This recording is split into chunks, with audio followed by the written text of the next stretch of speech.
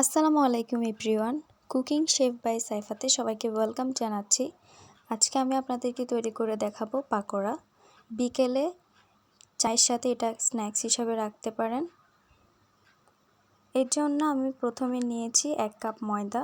আমি মেজারমেন্ট কাপের 1 কাপ ময়দা নিয়েছি। বড় সাইজের একটা পেঁয়াজকে কুচি করে নিয়েছি।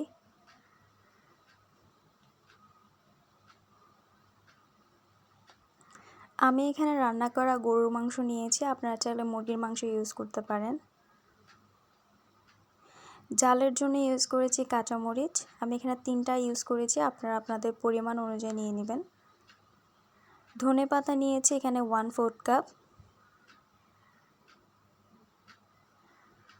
এখানে মশলার মধ্যে আছে ধনে গুঁড়া এবং হলুদ গুঁড়া এবং সোডা আছে, এগুলো হাফ চা চামচ করে নিয়েছি এবং স্বাদ অনুযায়ী লবণ। সেই সাথে নিয়েছি একটা ম্যাগি মশলা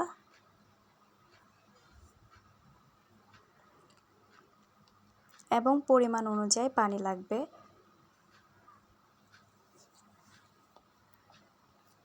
আমি এখানে একটা মিক্সিং বোল নিয়ে নিয়েছি, এখানে দিয়ে দিচ্ছি ময়দা।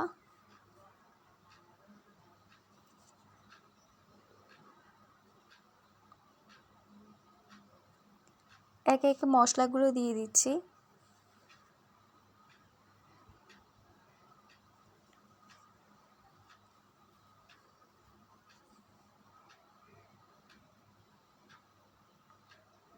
পেঁয়াজ কুচি দিয়ে দিলাম,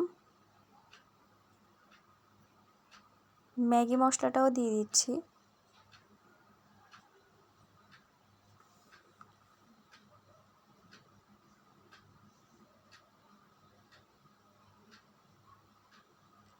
মাংস, কাঁচামরিচ এবং ধনিয়া পাতা দেওয়া হয়ে যাচ্ছে।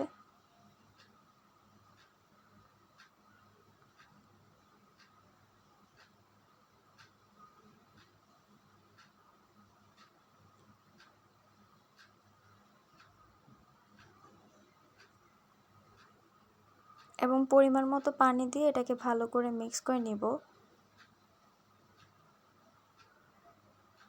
একসাথে বেশি পরিমাণ পানি দিবেন না, অল্প অল্প পানি দিয়ে এটাকে মিক্স করতে হবে।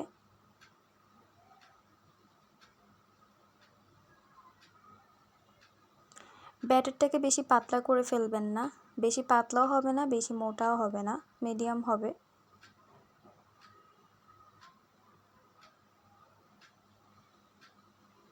দেখতেই পাচ্ছেন আমি অল্প অল্প পানি দিয়ে ব্যাটারটাকে মিক্স করে নিচ্ছি খুব ভালোভাবে। অবশ্যই হাতে মাখার চেষ্টা করবেন, যে কোনো পাকোড়া হাতে মাখলে এটার মাখাটা খুব ভালো হয়। এটার ফুলাটা ডিপেন্ড করে মাখার উপর, সো অবশ্যই হাতে মাখবেন। আমার ভিডিওটা যদি কোনো অংশে ভালো লাগে অবশ্যই আমার চ্যানেলটাকে সাবস্ক্রাইব করে দিবেন এবং ফ্রেন্ডস অ্যান্ড ফ্যামিলির সাথে শেয়ার করবেন। আমি এখানে একটা প্যানে পরিমাণ অনুযায়ী তেল দিয়ে দিয়েছি। হালকা গরম হয়ে আসলে আমি পাকোড়াগুলো দিয়ে দিব। অতিরিক্ত গরমে পাকোড়া দিতে যাবেন না, এতে পাকোড়াগুলো পুড়ে যাবে। চেষ্টা করবেন তেলটা গরম করে চুলার হিটটা লো করে মিডিয়াম টু লো হিটে পাকোড়াগুলো দিতে।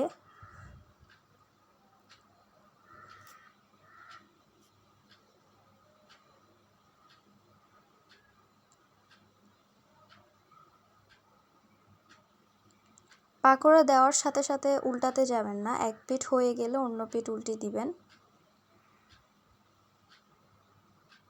মিডিয়াম টু লো হিটে এগুলো ভেজে নিতে হবে, এতে করে ক্রিস্পি হবে।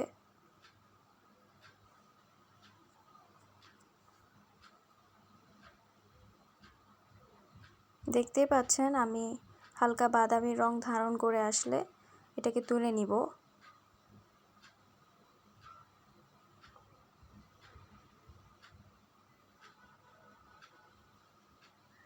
কোনো রেস্টে রাখার দরকার নেই এবং চালের গুঁড়ি দেওয়ারও দরকার নেই, এটা অনেক ক্রিস্পি হয়। আমার রেসিপি ফলো করে একবার হলেও ট্রাই করে দেখবেন, ধৈর্য নিয়ে এটাকে ফ্রাই করবেন।